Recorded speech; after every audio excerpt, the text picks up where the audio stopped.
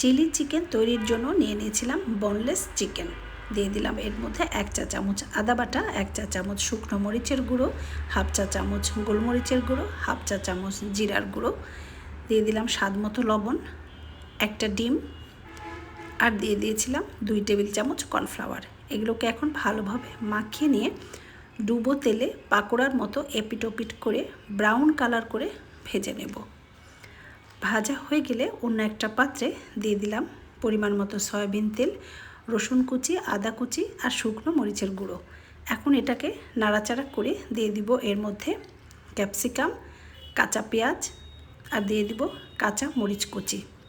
এগুলোকে আরও কিছুক্ষণ নাড়াচাড়া করে যখন একটু ঝলসানো হয়ে আসবে এর মধ্যে দিয়ে দেব স্বাদ মতো লবণ, আর দিয়ে দেব 1 টেবিল চামচ পরিমাণ সয়া সস, 2 টেবিল চামচ পরিমাণ টমেটো সস। এখন এটা নাড়াচাড়া করে নিয়ে দিয়ে দিব এর মধ্যে সেই ভেজে রাখা মাংসগুলো। আরও কিছুক্ষণ ভালোভাবে নাড়াচাড়া করে এর মধ্যে দিয়ে দেব 1 কাপ পরিমাণ পানি। কিছুক্ষণ পরে যখন বলক চলে আসবে তখন দিয়ে দিব আগে থেকে গুলিয়ে রাখা কর্নফ্লাওয়ার। এই কর্নফ্লাওয়ারটা আমি আগেই ঠান্ডা পানিতে গুলিয়ে রেখেছিলাম। এখন আর কিছুক্ষণ নাড়াচাড়া করে দিয়ে দেব সামান্য একটু টেস্টিং সল্ট। ঝোলটা একটু কমে আসলে আমার চিকেন চিলিটা একদম রেডি। আমি এটাকে ফ্রাইড রাইসের সাথে সার্ভ করেছিলাম।